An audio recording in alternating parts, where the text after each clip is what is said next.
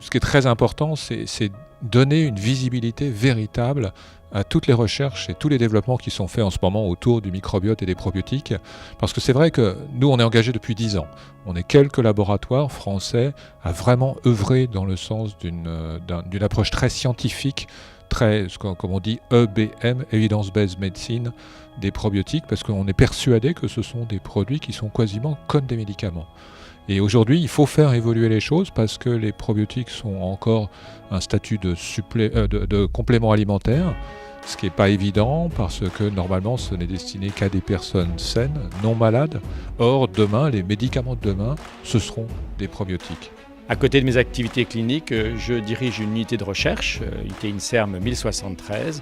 Et dans ce cadre de recherche, nous avons poussé un certain nombre de nos projets jusqu'à leur ultime conclusion, c'est-à-dire en valorisant et en créant une start-up Targedis SA.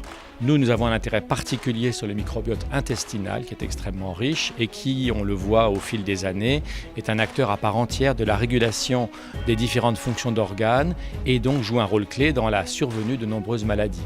Donc, en miroir de ce rôle physiopathologique, bien sûr, le microbiote ouvre des perspectives d'application thérapeutique. C'est dans ce contexte absolument passionnant d'innovation thérapeutique qu'un certain nombre de laboratoires académiques et d'industriels, aussi bien des startups que des grands groupes d'ailleurs, vont se retrouver pour faire le point sur ces sujets le 9 et 10 avril 2019 sous l'égide de Pôle Pharma pour un grand colloque. Il se tiendra à Rouen, à l'UFR Santé, dans les locaux de la faculté de médecine pharmacie.